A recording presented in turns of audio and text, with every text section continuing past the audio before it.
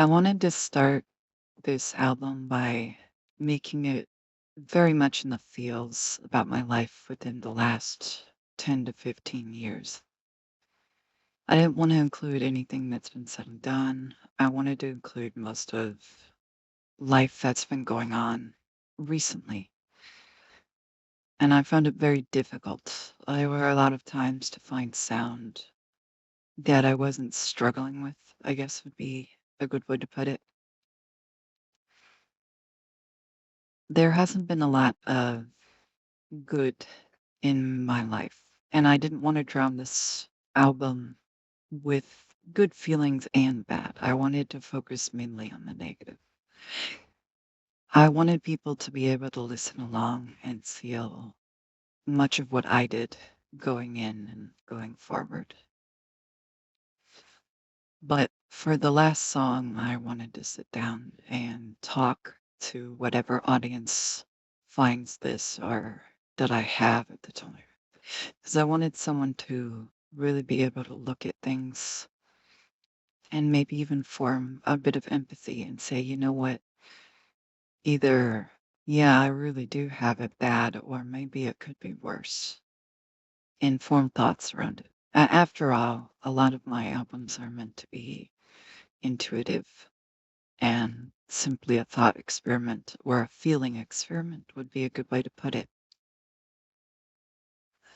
Over the years, I have definitely been on a decline in terms of loss. And I did not see a future for myself. It was a lot of waiting around to die. Even recently, through good things and being on the ups, it's still been taken away. And I feel that these losses, these reminders that at any moment things can just go south, are not reminders to hold what you have in the moment, but instead to fight for what you could have, fight for what you do have, and to bring things back. We're taught this day and age that things are inevitable, that you can't fix what's happened, that you can't undo past. And while most of that is true, I don't see much of a reason you can't fix things. That if you really want to, or that in a situation with two or more people, there really is no fixing a tragedy. I think if you want to and you try hard enough, anything can be repaired. It's not a matter of can or can't. It's a matter of do both parties want to. When I made this album, that was kind of the thought process going in. What have I lost? What have I built going forward? And the pain and suffering that went with such an adventure. So for the last song, I wanted to take 10 minutes and just talk to you all here and have you listen and understand that no, things did not get better, but maybe they don't have to be good. I think after so long of being in pain, suffering becomes normal. You get used to things. It really is a game of pain tolerance and suffering.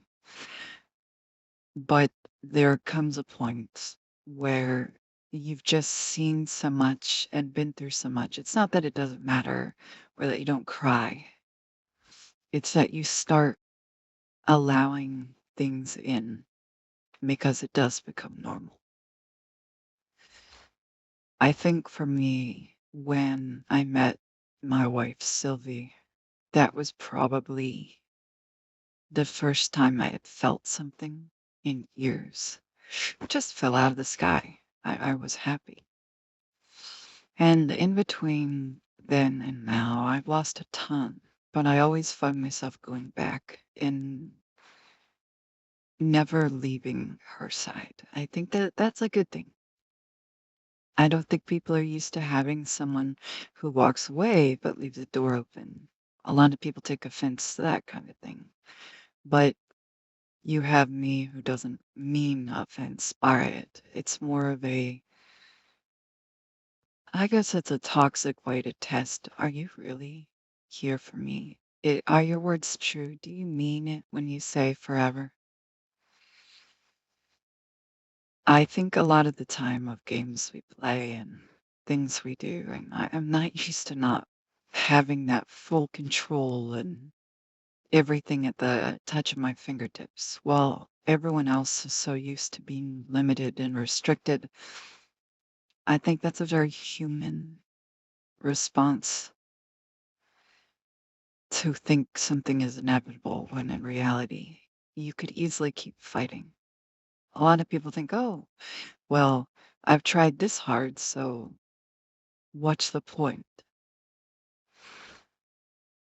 And I think for me, I've never had that point of just not trying anymore. I've almost hit it a couple times, but I just never could settle into not trying anymore or giving up.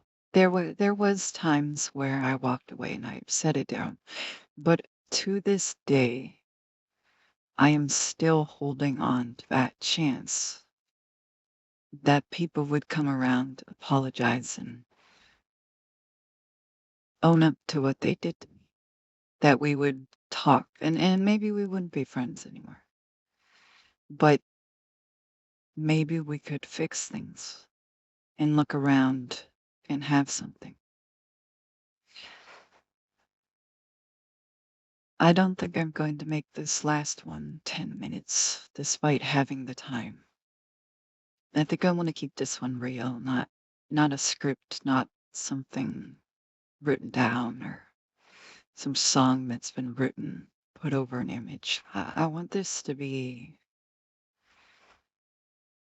dwelled on, to be right from me. And I don't think I've moved on. I don't think I can. What everyone did to me will never be out of my brain. It'll come with me to the grave, if I even have one.